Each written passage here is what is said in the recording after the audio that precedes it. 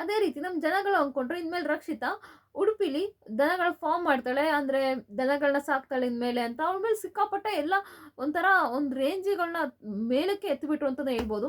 ಹೌದು, ಅವಳನ್ನ ಎತ್ತಿದ್ದು ಸರಿನೇ, ಅವಳು ಆ ಥರ ಏನು ತಪ್ಪು ಮಾಡಿಲ್ಲ ಅಂತಲೇ ಹೇಳ್ಬೋದು. ಯಾಕೆ ಹೇಳ್ತಿದ್ದೀನಿ ಅಂದರೆ, ಶರವಣ್ಣ ಈಗ 20 ಲಕ್ಷ ಕೊಡ್ತೀನಿ ಅಂತ ಹೇಳಿದರು, ಆದರೆ ಅವರು 20 ಲಕ್ಷ ಕೊಟ್ಟಿಲ್ಲ. ಅವ್ರದ್ದು ಜ್ಯುವೆಲರಿ ಒಂದು ಇದಕ್ಕೆ ಹೋಗಿದ್ರಲ್ಲ ಪ್ರಮೋಷನ್ ಮಾಡೋಕ್ಕೆ ಅಂತ, ಆಗೇನು ಮಾಡಿದ್ದಾರೆ ಅಂದರೆ ಅವ್ರು 20 ಲಕ್ಷ ಕೊಟ್ಟಿಲ್ಲ, ಆ 20 ಲಕ್ಷ ಬದಲು ನೀನು ಏನಾರ 2 ಚೈನ್ ತೊಗೊಬಿಡು ಅಂತ ಹೇಳಿದ್ದಾರೆ. ಕ್ಯಾಶ್ ಕೊಡಲ್ಲ, ಇಲ್ಲ ಏನಾರ ಚೈನ್ ತೊಗೊಬಿಡು ಅಂತ ಹೇಳ್ಬಿಟ್ಟಿದ್ದಾರೆ. ಸೊ ಹಾಗಾಗಿ ಅವಳು 2 ಚೈನ್ ಕೊಂಡ್ಕೊಂಡಿದ್ದಾಳೆ. ಈಗ ಅವ್ರು 20 ಲಕ್ಷ ಕೊಡ್ತೀನಿ, ನನಗೆ ಚೈನ್ ಬೇಡ ಅಂತ ಹೇಳೋಕ್ಕಾಗೋದಿಲ್ಲ. ಯಾಕಂದರೆ ಆಮೇಲೆ ನಂಗೆ ಕ್ಯಾಶು ಕೊಡಲ್ಲ ಅಂತ ಹೇಳ್ಬಿಟ್ರೆ ಇನ್ನೇನು ಮಾಡ್ತಾರೆ, ಆಮೇಲೆ ಕ್ಯಾಶು ಸಿಗಲ್ಲ, ಈ ಕಡೆ ಒಡವೆನೂ ಸಿಗ್ದಂಗೆ ಆಗ್ಬಿಡುತ್ತೆ. ಅದಕ್ಕಾಗಿ ಅವರೇ ಇದು ಮಾಡಿಬಿಟ್ಟಿದ್ದಾರೆ, ಶರವಣ್ಣ ಅವರೇ ಚೈನ್ ತೊಗೊಬಿಡು. ನನ್ನ ಪ್ರಕಾರ ಅದು 20 ಲಕ್ಷ ಬೆಲೆ ಭಾಳ ಅಂತ ನಾನು ಅಂದ್ಕೊಳ್ತೀನಿ.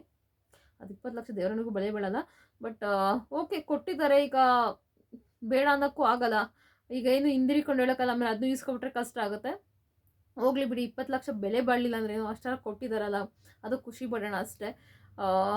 ಒಂದು ಎಷ್ಟು ಗ್ರಾಮ್ ಇರ್ಬೋದು, ಅದು 20 ಲಕ್ಷ ಬೆಲೆ ಬಾಳುತ್ತೆ ಗೈಸ್. ನನಗೇನೋ ಅನ್ಸೋದಿಲ್ಲ, ಸೀರಿಯಸ್ಲಿ ಅನ್ಸೋದಿಲ್ಲ. ಎಷ್ಟು ಒಂದು ಸ್ಮಾಲ್ ಇದು ಅನ್ಸುತ್ತೆ, ಚೈನ್ ಅನಿಸುತ್ತೆ, ಆ ಥರ ಇತ್ತು.